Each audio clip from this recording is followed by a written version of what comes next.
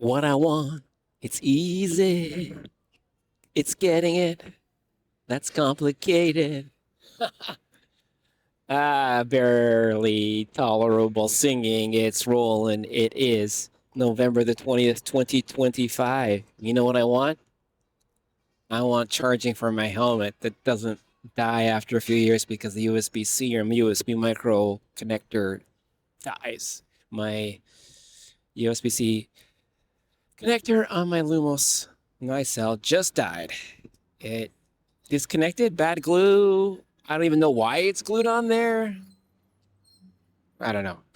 Who knows? I will hopefully be able to get a replacement and I will let you know. Ciao, choose.